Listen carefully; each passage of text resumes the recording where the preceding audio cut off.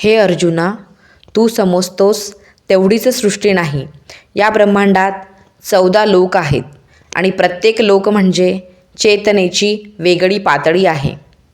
हा उपदेश देणारे आहेत श्रीकृष्ण आणि ऐकणारा आहे अर्जुन. हा उपदेश श्रीमद भगवद्गीता मधला सृष्टीचा नकाशाच आहे. यामध्ये 7 वरचे लोक म्हणजेच ऊर्ध्व लोक असतात आणि 7 खालचे लोक असतात. त्यातील सर्वात पहिला असतो भूलोक. इथे कर्म केलं जातं आणि त्याच कर्माचं फळ पुढच्या लोकांमध्ये जाण्यासाठी मिळत असतं. हा मनुष्यांचा लोक आहे. इथे सुख दुःख जन्म मरण हा एक संघर्ष आहे. फक्त इथेच मोक्ष मिळवण्याची संधी आहे. देवसुद्धा पुन्हा इथे जन्म घ्यायला इच्छुक असतात. दुसरा लोक म्हणजे भुवरलोक. हा पृथ्वी आणि स्वर्ग यांमधला लोक आहे. इथे पितृदेव यक्ष गंधर्व अप्सरा व सूक्ष्म आत्मा यांचा वास असतो.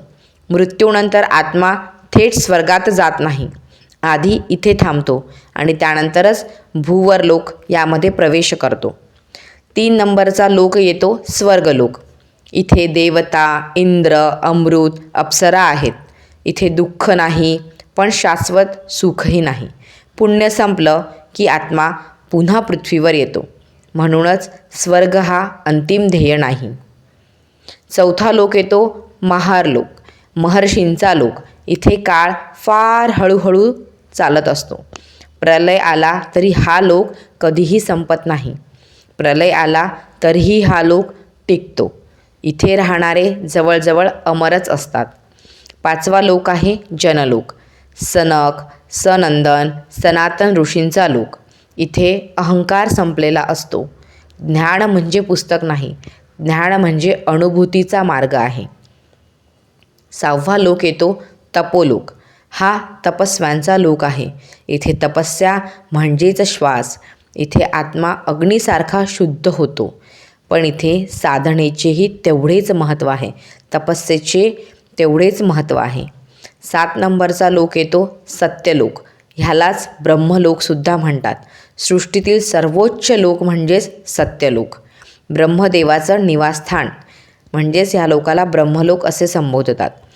पण अर्जुना, इथे सुद्धा पुनर्जन्म आहे. हे झाले 7 ऊर्ध्व लोक. आता 7 खालचे लोक, त्यांना म्हणतात अधोलोक. त्यातील पहिला असतो अतल. इथे मोह भूक वासना प्रचंड आहेत. मनुष्य इथेच अडकतो आणि आत्म्याला विसरतो. 9वा लोक येतो वितल लोक. इथे मायावी शक्ती अद्भुत सुख दुःख माहीतच नसतं पण ज्ञानही नसतं. 10वा लोक आहे सुतल लोक. इथे राहतो राजा बळी. इथे विष्णू स्वतः पहारेकरी आहेत. हा लोक भक्तीमुळे धन्य झालेला आहे. भक्ती ही भोगांपेक्षा श्रेष्ठ याचंच उदाहरण आहे. 11वा लोक आहे तलातल लोक. इथे मायावी असुर भयदानाचं राज्य. इथे विज्ञान आहे पण अध्यात्म नाही. यालाच मैदानवाचं राज्यसुद्धा म्हणतात. 12वा लोक आहे महातल लोक. नाग सर्प वासुकी यांचा लोक. इथे भय आहे पण नियमही तेवढेच आहेत. 13वा लोक येतो रसातल लोक.